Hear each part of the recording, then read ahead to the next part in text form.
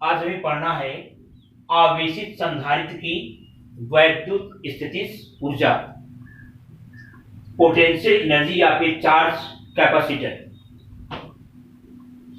ये जानते हैं कि जब भी किसी कैपेसिटर को, संधारित्र को हम चार्ज करते हैं यानी आवेशित करते हैं, तो ऐसा करने में क्या करना पड़ता है? कार्य करना पड़ता है।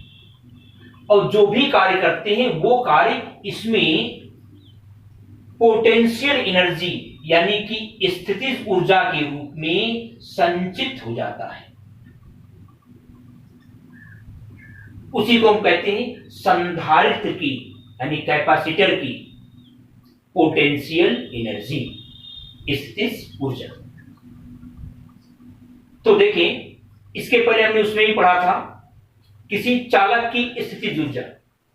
वहां भी यही बात थी कि जब भी किसी चालक को आवेशित करते हैं तो आवेशित करने में जितना कार्य करना पड़ता है वही कार्य उस चालक की वैद्युत स्थितिज ऊर्जा कहलाती है। अब मान लें कि कोई कैपेसिटर है, कोई संधारित्र है। इस संधारित्र को हमने Q चार्ज दिया। जब हम इसको चार्ज देते हैं तो इसका जो पोटेंशियल डिफरेंस है वो क्रम से क्या होता है? बढ़ता जाता है। हमने कोई चार्ज नहीं दिया था, पोटेंशियल डिफरेंस शून्य था।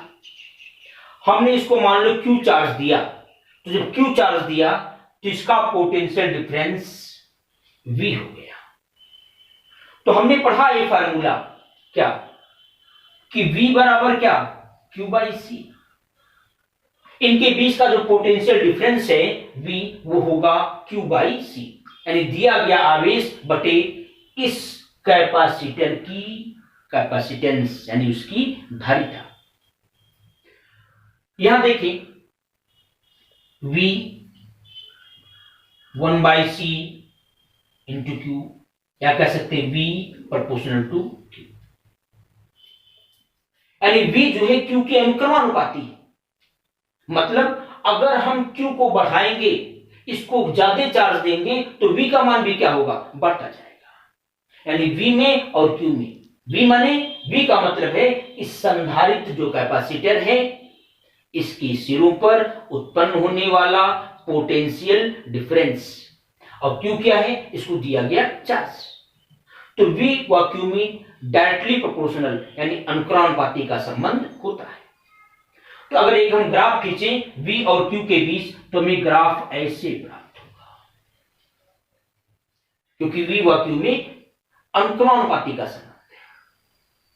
तो अगर हमें यह निकालना हो कि इस कैपेसिटर में कितनी ऊर्जा संचित हुई, कितनी एनर्जी स्टोर हुई, तो उसको हम ऐसे निकालते हैं कि ये जो आपने ग्राफ प्लॉट किया है, इस ग्राफ और जो चार्ज वाला एक्सिस है, जो आवेश वाला अक्ष है, इस ग्राफ और आवेश अक्ष के बीच जितना कवर्ड एरिया है, यानी इसके शीर्ष पॉइंट से इस पर आप लंब डाल दो, ये जहां जाकर के गिरेगा, मान लो इस पॉइंट का नाम B मान लेते हैं, तो जहां पर जाकर के गिरेगा तो ये जो आपने ग्राफ प्लॉट किया है OA, इसके और ये जो आवेश का अक्ष है, जो चार्ज वाला एक्सिस है, इसके बीच जो कवर्ड एरिया है, ये कवर्ड एरिया इस कैपेसिटर की इलेक्ट्रिकल पोटेंशियल एनर्जी यानी वैद्युत स्थितिज ऊर्जा को व्यक्त करेगा। तो इसकी जो वैद्युत स्थितिज ऊर्जा होगी U बराबर होगी क्या? U बराबर होगी एरिया ऑफ OAB। ये ट्रायंगल है, इसका एरिया कैसे निकलेगा? हाफ OB इंटू क्या? AB। OB बराबर क्या है? Q है ये, और ये क्या है? B। तो U बराबर क्या आ गया? Half QV। ये आया, ये हो गई इसकी पोटेंशियल एनर्जी। इसको दो रूप में और भी लिख सकते हैं, जैसे किसी चालक के लिए बताया गया था, कंडक्टर के लिए, जहां Q है, चूंकि Q बराबर क्या होता है? C इंटू B, तो अगर आप Q की वैल्यू ला करके रखेंगे तो U बराबर क्या आ जाएगा, हाफ CV स्क्वायर। एक फार्मूला ये हो सकता है। एक और बन सकता है, यहां से V का मान रखो, V बराबर क्या होता है, Q बाई सी। तो अगर V बराबर हम Q बाई सी रखेंगे तो U बराबर आ जाएगा Q स्क्वायर बाई सी। इस तरह से ये तीन फार्मूला होगा। यही फार्मूले चालक के लिए भी है, कंडक्टर के लिए भी, और वही फार्मूला कैपेसिटर के लिए भी है। लेकिन फर्क ये है कि चालक के लिए V का मतलब होगा पोटेंशियल और कैपेसिटर के लिए V का मतलब होगा पोटेंशियल डिफरेंस। अब हमें पढ़ना है ऊर्जा डेंसिटी, चार्ज डेंसिटी यानी ऊर्जा घनत्व किसका, कैपेसिटर का। कैपेसिटर का ऊर्जा घनत्व यानी चार्ज डेंसिटी का मतलब यह होता है कि जब हम किसी कैपेसिटर को चार्ज करते हैं तो उसके अंदर एनर्जी स्टोर हो जाती है, और जितनी एनर्जी स्टोर होती है उसको हमने कैपिटल यू से व्यक्त किया था, जो अभी आपने हेडिंग में देखा था। तो जितना एनर्जी स्टोर हुआ है उस एनर्जी में इसके वॉल्यूम से भाग दे दो, जितना इसका वॉल्यूम है, जितना इसका आयतन है, उससे भाग दे दो, क्योंकि जो एनर्जी स्टोर हुआ है वो इसके पूरे आयतन में हुआ है। तो पूरे आयतन में यू एनर्जी, तो एकांक आयतन में पर यूनिट वॉल्यूम में कितनी एनर्जी होगी, उसी को हम कहते हैं ऊर्जा घनत्व, चार्ज डेंसिटी। तो मान लो कि ये जो हमने संधारित्र लिया, जो कैपेसिटर लिया है, इसका एरिया कैपिटल ए है प्लेट का, और इनके बीच की डिस्टेंस स्मॉल डी है। ऐसे होगा, इसे कैपेसिटर का प्लेट एक ये, इनके बीच की दूरी कितनी है, स्मॉल डी, और इसका एरिया कितना है, कैपिटल। तो इसका जो वॉल्यूम होगा यानी कैपेसिटर का जो आयतन होगा, यानी जो संधारित्र का आयतन होगा, आयतन तो वॉल्यूम, वो क्या आएगा, A इंटू डी। और हमने पढ़ा है कि पूरे संधारित्र में जो टोटल एनर्जी होती है कैपिटल यू, यानी जो संधारित्र की ऊर्जा होती है, की ऊर्जा या स्थितिज ऊर्जा यानी पोटेंशियल एनर्जी कैपिटल यू, वो बराबर क्या होता है, half CV square, half CV square होता है। मान लो कि इनके बीच, प्लेटों के बीच का जो वैद्युत क्षेत्र है वो कैपिटल ई है। तो अगर वैद्युत क्षेत्र कैपिटल ई है तो हम जानते हैं कि चूंकि V बराबर होता है E इंटू डी, तो जहां पर V है वहां क्या लिख सकते हैं, E इंटू डी लिख सकते हैं।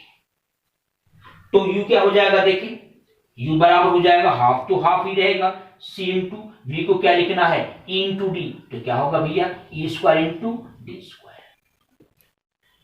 ये कैपिटल यू है। कैपिटल यू का मतलब इसके अंदर इतनी एनर्जी स्टोर हुई है, और इसका जो वॉल्यूम है वो A इंटू डी है।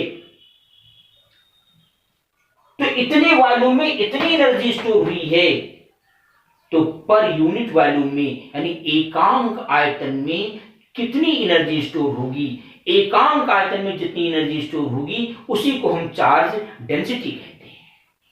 इसलिए इसका जो चार्ज डेंसिटी है यानी ऊर्जा घनत्व है, ऊर्जा घनत्व बराबर होगा U by A into D. You का ला करके मान रखें, क्या मान होगा, half CV square D square by क्या होगा, A डी। देखिए क्या आएगा, हाफ C, हाफ है, C है, E स्क्वायर है, एक डी बचेगा, नीचे A है। इसको हम स्मॉल यू से शुरू करते हैं। अब देखिए जरा, C का ला करके मान रखते हैं। C का मतलब है इस कैपेसिटर की धारिता, कैपेसिटर। तो C का ला करके मान रखें, देखें क्या होगा, C बराबर क्या होता है, K epsilon not A by D. K की वैल्यू, C का मानक उठा E square D by 2। D से डी कैंसिल हो जाएगा, ए से कैंसिल हो जाएगा, तो स्मॉल यू बराबर क्या आएगा, हाफ के एप्सिलॉन नॉट ई का स्क्वायर। ये हो गया चार्ज डेंसिटी, ऊर्जा घनत्व बराबर। अब अगर इसमें निर्वात या वायु हो तो जहां के है वहां ए कर दीजिएगा, तो half epsilon naught E square ही रह जाएगा। अब इसके बाद का जो हेडिंग है वो आप नेक्स्ट वीडियो में पढ़ेंगे।